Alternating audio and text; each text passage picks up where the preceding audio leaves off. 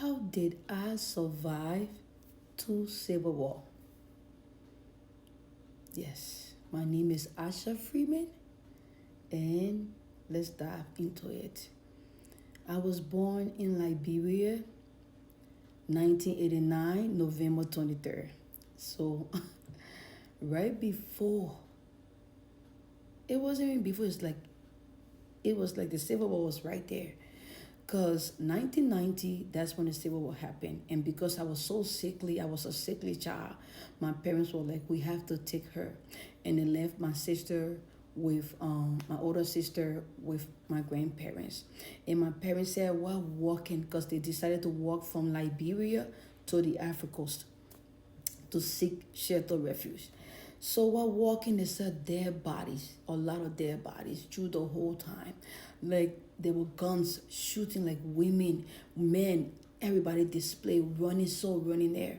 And it was so chaotic, it was dramatic, but they made it to the Africa coast. When they got there, they met this friend, older guy, a Muslim guy, and he helped them with food. He showed them like shelter and whatsoever, and that's why my parents' life began. They began to sell food on the road, like street food, at chicken and roasted fish, meat and everything. They joined the local on the road. We used to go there and just sell during the day, during the night, and sometimes fast forward when they had my little sister.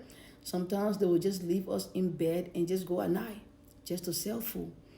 And I can remember one night they came in from selling food and there was two snakes in the room about to attack us. And they took it out and they killed it. That's how it was. Even though it wasn't even 8 years old or below that age, they used to leave us just to go make ends meet. That's what they used to do.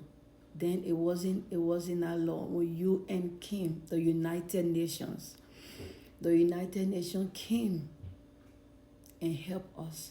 They didn't just come with food. They didn't just come with medication. They didn't just come with stuff that we need, like stuff that we needed. They didn't just come with that. They came with a lot of benefits. They actually came with jobs. They gave my dad job. Like my dad was working in the food distribution side, and my mom was actually at the office because they had a compound right behind St. James Catholic Church in the school. That's where I went my whole life, most of my life until high school. So the building was next door. It wasn't even far from the police station, and that's where my mom used to work. So they brought a lot of good things when they came in down on the Africans. And we were living life. Like I used to be so happy, like things was going good. I'm in the school and my mom would take me to work and all her friends would be to me, oh, that's your baby. And they would give me all these snacks and all these sandwiches from America, like all the fancy food and treats. I'm like, oh, I haven't eaten this stuff before. So I ate one time until I got sick. I got a tummy ache. But it was so good. The candies, the snack, and whatsoever. And my dad was famous.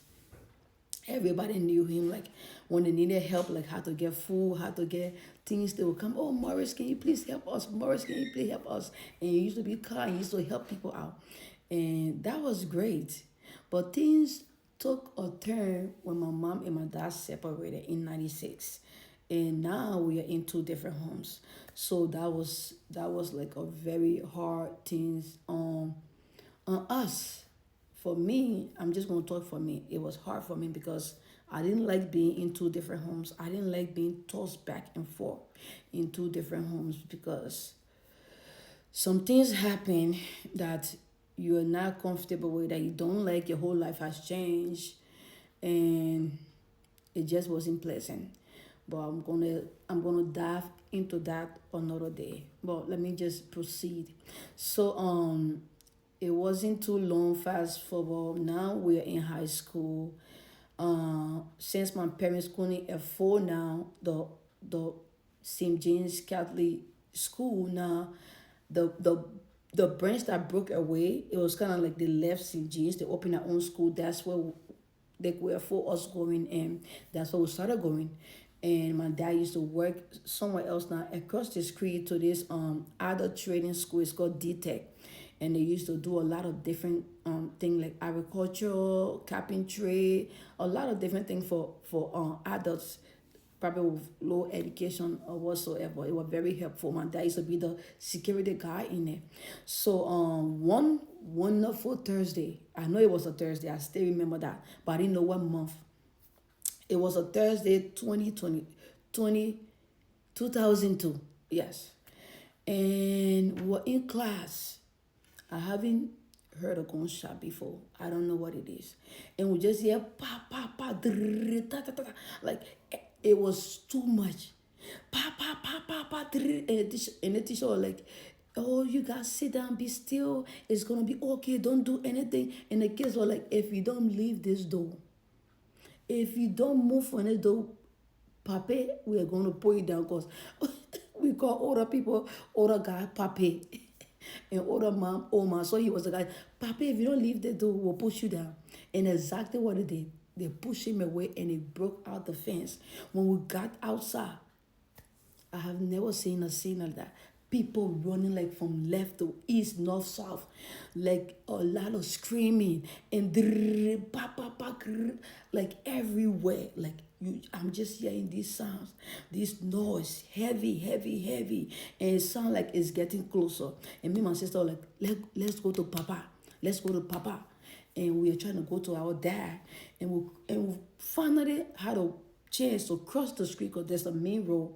After the school, there's a main road. So we crossed and went to my dad's place. When we went to my dad's place, the place is empty.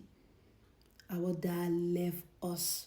Even though we're not far away from him, yes, he left us. Well, I guess he know what going on, he know what to do. He left us or whatsoever. We went into detail, like we see chickens, pigs, goats, everything chaotic, and the whole building is empty. It's like all the others, all the teachers, everyone go. Even the security guy left. He left his kids behind. Yes, he left us behind. So we're like, oh, let's just try to get home. All these noise, the gunshots, everything, machine guns is firing, and we're walking, into like 10 minutes into the walk or whatsoever. I don't know how far it is, I don't remember. But after we walked for a little while, then this guy came out, this older guy. He was like, "What are you guys doing walking to her? Like, what are you guys? Don't you hear what's going on? These are straight borders. It can take your head off. It can blow your head off. Like, you have to bend. What are you kids doing out anyways? You guys have to hurry and go home."